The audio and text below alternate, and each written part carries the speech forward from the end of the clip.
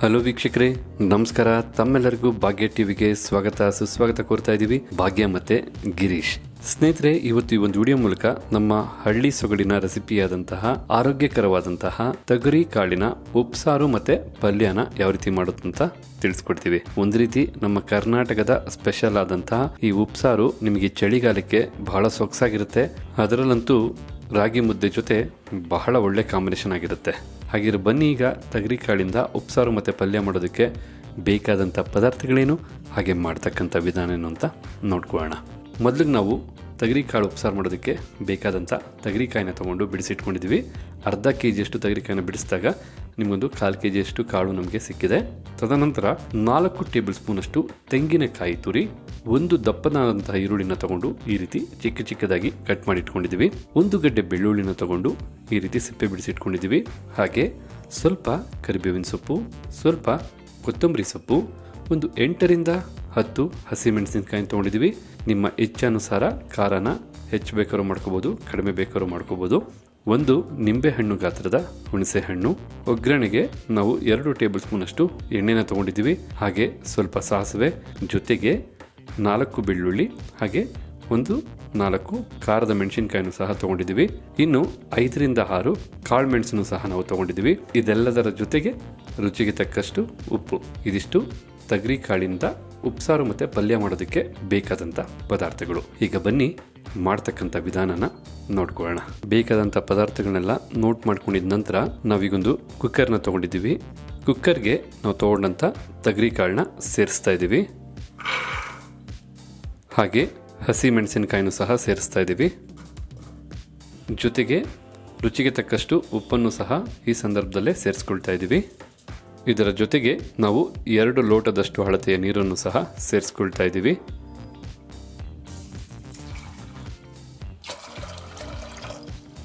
ನೀರನ್ನು ಸಹ ಸೇರಿಸಾದ ನಂತರ ನಾವು ಕುಕ್ಕರ್ ಲಿಡ್ನ ಕ್ಲೋಸ್ ಮಾಡಿ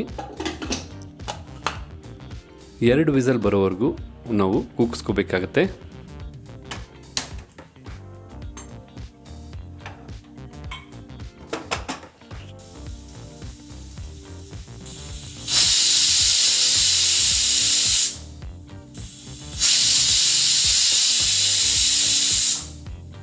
ಈಗ ಕುಕ್ಕರ್ 2 ವಿಸಲ್ ಬಂದಾಯಿತು. ಕುಕ್ಕರ್ ತಣ್ಣಗಾಗೋದಕ್ಕೆ ಸ್ವಲ್ಪ ಟೈಮ್ ಹಿಡಿಯುತ್ತೆ. ಕುಕ್ಕರ್ ತಣ್ಣಗಾದ ನಂತರ ಮುಂದೇನು ಮಾಡಬೇಕು ಅಂತ ನೋಡೋಣ. ಈಗ ಇಲ್ಲಿ ಕುಕ್ಕರು ಕಂಪ್ಲೀಟಾಗಿ ತಣ್ಣಗಾಗಿದೆ. ಬನ್ನಿ ಲಿಡ್ ಓಪನ್ ಮಾಡಿ ನೋಡೋಣ. ಈಗ ಇಲ್ಲಿ ನೋಡ್ತಾ ಇದ್ರಲ್ಲ, ತೊಗರಿ ಕಾಳು ಕಂಪ್ಲೀಟಾಗಿ ಬೆಂದಿದೆ. ಈಗ ನಾವು ಇರಲಿರ್ತಕ್ಕಂಥ ನೀರನ್ನು ಹಾಗೆ ತೊಗರಿ ಕಾಳನ್ನ ಸಪ್ರೇಟ್ ಮಾಡ್ಕೋಬೇಕಾಗತ್ತೆ.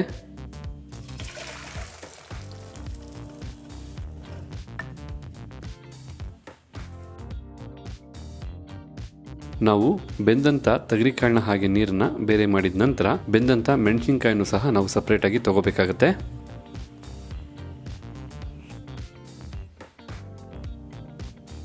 ನಂತರ ನಾವು ಒಂದು ಚಿಕ್ಕ ಸೌಟ್ಗಾಗುವಷ್ಟು ತೊಗರಿ ಕಾಳನ್ನು ಸಹ ಸಪ್ರೇಟಾಗಿ ತಗೊಳ್ಳೋಣ. ಏಕೆಂದರೆ ಇದನ್ನು ನಾವು ಮಸಾಲ ರುಬ್ಬೋದಕ್ಕೆ ಸೇರಿಸ್ಕೋಬೇಕಾಗತ್ತೆ. ನಾವು ಉಪ್ಸಾರಿಗೆ ಬೇಕಾದಂಥ ಖಾರನ ರುಬ್ಕೊಂಡಿದ ನಂತರ ಈ ತೊಗರಿ ಕಾಳುಗಳಿಂದ ನಾವು ತೊಗರಿ ಕಾಳು ಪಲ್ಯನ ಮಾಡ್ಕೋಬೇಕಾಗತ್ತೆ. ಅದೇ ರೀತಿಯಾಗಿ ತೊಗರಿ ಕಾಳನ್ನು ಬೇಯಿಸಿ ಬಸ್ದಂಥ ಈ ನೀರನ್ನೇ ನಾವು ಉಪ್ಸಾರಿಗೆ ಸೇರಿಸ್ಕೋಬೇಕಾಗತ್ತೆ. ಈಗ ಬನ್ನಿ ತೊಗರಿ ಕಾಳು ಉಪ್ಸಾರು ಮಾಡೋದಕ್ಕೆ ಬೇಕಾದಂಥ ಖಾರನ ರುಬ್ಕೊಳ್ಳೋಣ. ಖಾರ ರುಬ್ಕೊಳ್ಳೋದಕ್ಕೋಸ್ಕರ ನಾವೀಗೊಂದು ಮಿಕ್ಸಿ ಜಾರ್ನ ತೊಗೊಂಡಿದ್ದೀವಿ. ಅದಕ್ಕೆ ಬೆಂದಂಥ ಮೆಣಸಿನಕಾಯಿ ಹಾಗೆ ತೊಗರಿ ಕಾಳನ್ನ ಸೇರಿಸ್ಕೊಳ್ಳೋಣ. ಜೊತೆಗೆ ನಾವು ತೊಗೊಂಡಂಥ 1 ಗಡ್ಡೆ ಬೆಳ್ಳುಳ್ಳಿನೂ ಸಹ ಸೇರಿಸ್ಕೊಳ್ಳೋಣ. ನಂತರ 1 ನಿಂಬೆಹಣ್ಣು ಗಾತ್ರದ ಹುಣಸೆಹಣ್ಣು ಸಹ ಸೇರಿಸ್ಕೊಳ್ಳೋಣ. ಹಾಗೆ ನಾವು ತೊಗೊಂಡಂಥ ಮೆಣಸನ್ನು ಸಹ ಸೇರಿಸ್ಕೊಳ್ಳೋಣ. ಜೊತೆಗೆ ನಾವು ತೊಗೊಂಡಂಥ ಕೊತ್ತಂಬರಿ ಸೊಪ್ಪಲ್ಲಿ ಅರ್ಧ ಕೊತ್ತಂಬರಿನ ಸೇರಿಸ್ತಾ ಇದ್ದೀವಿ. ಉಳಿದಂಥ ಅರ್ಧ ಕೊತ್ತಂಬರಿ ಸೊಪ್ಪನ್ನು ನಾವು ಪಲ್ಯ ಒಗ್ಗರಣೆ ಮಾಡೋದಕ್ಕೆ ಹಾಕೋಬೇಕಾಗತ್ತೆ. ಕೊತ್ತಂಬರಿ ಸೊಪ್ಪನ್ನು ಸಹ ಸೇರಿಸಾದ ನಂತರ ನಾವು ರುಬ್ಬೋದಕ್ಕೆ ಸಹಾಯ ಆಗೋ ಹಾಗೆ ಸ್ವಲ್ಪ ನೀರನ್ನು ಸೇರಿಸ್ಕೋಬೇಕಾಗತ್ತೆ. ನಂತರ ಈಗ ಇದನ್ನೆಲ್ಲ ನಾವು ನುಣ್ಣಿಗೆ ರುಬ್ಕೊಳ್ಳೋಣ. ಈಗ ಇಲ್ಲಿ ನೋಡ್ತಾ ಇದ್ದಲ್ಲ ವೀಕ್ಷಕರೇ, ನಾವು ನುಣ್ಣಿಗೆ ರುಬ್ಕೊಂಡಿದ್ದೀವಿ. ಈ ಮಟ್ಟಕ್ಕೆ ಖಾರನ ನೀವು ಸಹ ರುಬ್ಕೊಂಡ್ರೆ ಸಾಕಾಗತ್ತೆ. ಈಗ ನಾವು ಏನು ತೊಗರಿ ಕಾಳನ್ನ ಬೇಯಿಸಿ ನೀರನ್ನ ಬಸ್ತಿಟ್ಟಿದ್ವಿ, ಆ ನೀರಿಗೆ ಈ ಖಾರನ ಸೇರಿಸಿ ಒಂದು 5 ನಿಮಿಷಗಳ ಕಾಲ ಚೆನ್ನಾಗಿ ಕುದಿಸ್ಕೊಂಡ್ರೆ ನಿಮಗೆ ತೊಗರಿ ಕಾಳಿನ ಉಪ್ಸಾರು ರೆಡಿ ಆಗುತ್ತೆ. ಇದು 5 ನಿಮಿಷ ಕುದಿತಕ್ಕಂಥ ಸಮಯದಲ್ಲೇ ನಾವು ತೊಗರಿ ಕಾಳನ್ನೆಲ್ಲ ಒಗ್ಗರಣೆ ಮಾಡಿಕೊಂಡು ಪಲ್ಯ ಮಾಡ್ಕೋಬೋದು. ಆದರೆ ನಾವು ವಿಡಿಯೋಗೋಸ್ಕರ ಮೊದಲಿಗೆ ಉಪ್ಸಾರು ಮಾಡಿಕೊಂಡು ನಂತರ ಪಲ್ಯನ ಒಗ್ಗರಣೆ ಮಾಡ್ತಾ ಇದ್ದೀವಿ. ನೀವು ಬೇಕಾದರೆ ಎರಡು ಒಂದೇ ಸಮಯದಲ್ಲಿ ಮಾಡ್ಕೋಬೋದು. ಈಗ ನಾವು ಮಿಕ್ಸಿಲಿ ರುಬ್ಕೊಂಡಂಥ ಖಾರನ ಬಸ್ದಂಥ ನೀರಿಗೆ ಸೇರಿಸ್ಕೊಳ್ತಾ ಇದ್ದೀವಿ. ನಂತರ ನಾವು ರುಬ್ಬಿದಂಥ ಜಾರ್ಗೆನೆ ಸ್ವಲ್ಪ ನೀರನ್ನ ಸೇರಿಸಿ ಖಾರ ಎಲ್ಲ ಕಂಪ್ಲೀಟಾಗಿ ನಾವು ಬಸ್ದಂಥ ನೀರಿಗೆ ಸೇರಿಸ್ಕೊಳ್ತಾ ಇದ್ದೀವಿ. ಈಗ ನಾವು ಒಮ್ಮೆ ಚೆನ್ನಾಗಿ ಮಿಕ್ಸ್ ಮಾಡ್ಕೋಬೇಕಾಗತ್ತೆ.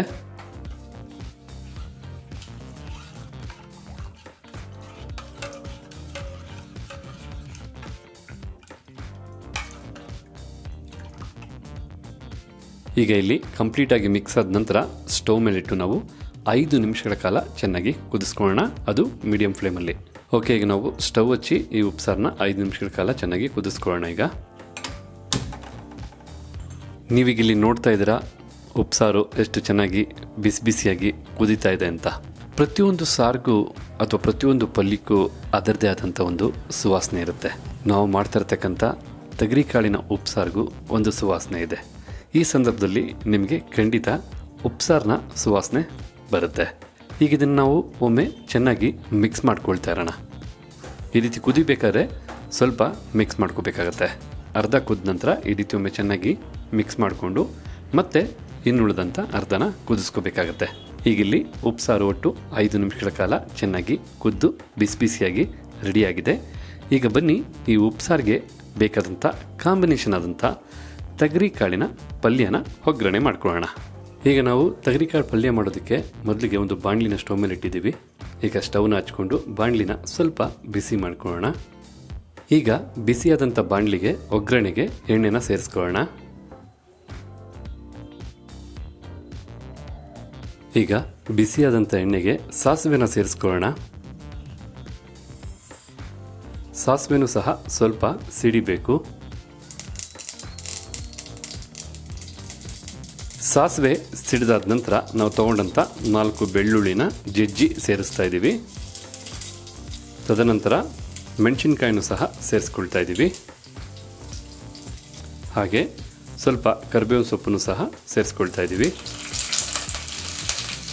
ಈಗ ಇದನ್ನೆಲ್ಲ ಒಂದು 30 ಸೆಕೆಂಡ್ಗಳ ಕಾಲ ನಾವು ಫ್ರೈ ಮಾಡಿಕೊಂಡ್ರೆ ಸಾಕಾಗತ್ತೆ. ತದನಂತರ ಈಗ ನಾವು ಈರುಳ್ಳಿನ ಸೇರಿಸ್ಕೊಂಡು ಒಂದು 3 ರಿಂದ 4 ನಿಮಿಷಗಳ ಕಾಲ ಚೆನ್ನಾಗಿ ಫ್ರೈ ಮಾಡ್ಕೋಬೇಕಾಗತ್ತೆ.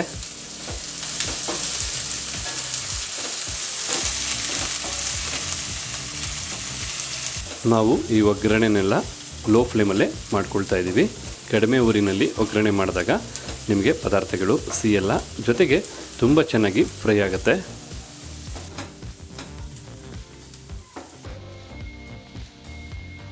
ನಂತರ ನಾವು ಕುಕ್ಕರಲ್ಲಿ ಬೇಯಿಸಿಟ್ಟಂತಹ ತೊಗರಿ ಕಾಳನ್ನ ಸೇರಿಸ್ಕೊಂಡು 1 ನಿಮಿಷಗಳ ಕಾಲ ಚೆನ್ನಾಗಿ ಬಿಸಿ ಮಾಡ್ತಾ ಮಿಕ್ಸ್ ಮಾಡ್ಕೊಳ್ಳೋಣ. ಏಕೆಂದರೆ ಇದು ಆಲ್ರೆಡಿ ಕುಕ್ಕರಲ್ಲಿ ಚೆನ್ನಾಗಿ ಬೆಂದಿರೋದ್ರಿಂದ ಸ್ವಲ್ಪ ಬಿಸಿ ಮಾಡಿಕೊಂಡ್ರೆ ಸಾಕಾಗುತ್ತೆ.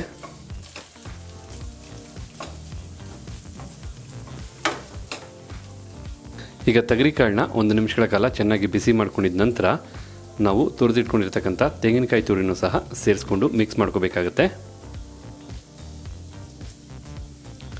ತೆಂಗಿನಕಾಯಿ ತುರಿ ಈ ಒಂದು ಪಲ್ಯಕ್ಕೆ ಬಹಳ ಒಳ್ಳೆ ರುಚಿ ಕೊಡುತ್ತೆ. ಜೊತೆಗೆ ನಾವು ಸ್ವಲ್ಪ ಕೊತ್ತಂಬರಿ ಸೊಪ್ಪನ್ನು ಸಹ ಸೇರಿಸ್ಕೊಳ್ತಾ ಇದ್ದೀವಿ. ಕೊತ್ತಂಬರಿ ಸೊಪ್ಪನ್ನು ಸಹ ನಾವು ಸೇರಿಸಿದ ನಂತರ ಫ್ಲೇಮ್ನ ಆಫ್ ಮಾಡ್ಕೊಳ್ಳೋಣ. ಜೊತೆಗೆ ಇದನ್ನೆಲ್ಲ ಒಮ್ಮೆ ಚೆನ್ನಾಗಿ ಮಿಕ್ಸ್ ಮಾಡ್ಕೊಳ್ಳೋಣ. ಈಗ ನೋಡ್ತಾ ಇದ್ರಲ್ಲ ವೀಕ್ಷಕರೇ, ಇಲ್ಲಿ ಎಷ್ಟು ಸೊಗಸಾಗಿ ತೊಗರಿ ಕಾಳಿನ ಪಲ್ಯ ಉಪ್ಸಾರಿಗೆ ಕಾಂಬಿನೇಷನ್ ಆಗಿ ರೆಡಿಯಾಗಿದೆ ಅಂತ. ಈ ಒಂದು ಚಳಿಗಾಲದ ವೆದರ್ಗೆ ಬಿಸಿ ಬಿಸಿಯಾದಂಥ ತೊಗರಿ ಕಾಳಿನ ಪಲ್ಯ, ಬಿಸಿ ಬಿಸಿಯಾದಂಥ ಉಪ್ಸಾರು, ಜೊತೆಗೆ ಬಿಸಿ ಬಿಸಿಯಾದಂಥ ಮುದ್ದೆ ಇದ್ಬಿಟ್ರಂತೂ ಒಳ್ಳೆ ಕಾಂಬಿನೇಷನ್ ಅಂದರೆ ಕಾಂಬಿನೇಷನು. ಅಷ್ಟು ಎಂಜಾಯ್ ಮಾಡಿ ತಿನ್ಬೋದು ಈ ಒಂದು ರೆಸಿಪಿನ. ಹಾಗಿದ್ರೆ ಇವತ್ತು ನಾವು ಮಾಡಿ ತಿಳಿಸಿದಂಥ ತೊಗರಿ ಕಾಳಿನ ಉಪ್ಸಾರು ಮತ್ತು ಪಲ್ಯ ತಮಗೆ ಇಷ್ಟ ಆಗಿದೆ ಅಂತ ತಿಳ್ಕೊಂಡಿದ್ದೀನಿ. ಇಷ್ಟ ಆಗಿದ್ರೆ ಈ ವಿಡಿಯೋಗೊಂದು ಲೈಕ್ ಮಾಡಿ, ಜೊತೆಗೆ ನಿಮ್ಮ ಅನಿಸಿಕೆ ಅಭಿಪ್ರಾಯ ಏನೇ ಇದ್ದರೂ ಕಮೆಂಟ್ ಬಾಕ್ಸಲ್ಲಿ ಕಮೆಂಟ್ ಮಾಡಿ. ಅಷ್ಟೇ ಅಲ್ಲ, ಈ ವಿಡಿಯೋ ಮತ್ತೊಬ್ಬರಿಗೂ ಹೆಲ್ಪ್ ಆಗೋ ಹಾಗೆ ದಯವಿಟ್ಟು ನಿಮ್ಮ ವಾಟ್ಸಪ್ ಗ್ರೂಪ್ಗಳಲ್ಲಿ ಶೇರ್ ಮಾಡಿ ಅಂತ ಹೇಳ್ತಾ ನಾನು ನಿಮ್ಮಲ್ಲಿ ವಿನಂತಿ ಮಾಡ್ಕೊಳ್ತಾ ಇದ್ದೀನಿ. ಮತ್ತೆ ಹೊಸ ರೆಸಿಪಿಗಳ ಜೊತೆ ಸದಾಕಾಲ ನಿಮ್ಮ ಮುಂದೆ ಇರುತ್ತೆ ಭಾಗ್ಯ ಟಿವಿ ಅಂತ ಹೇಳ್ತಾ ತಮಗೆಲ್ಲರಿಗೂ ಧನ್ಯವಾದನ ಅರ್ಪಿಸ್ತಾ ಇದ್ದೀವಿ. ಭಾಗ್ಯ ಮತ್ತು ಗಿರೀಶ್.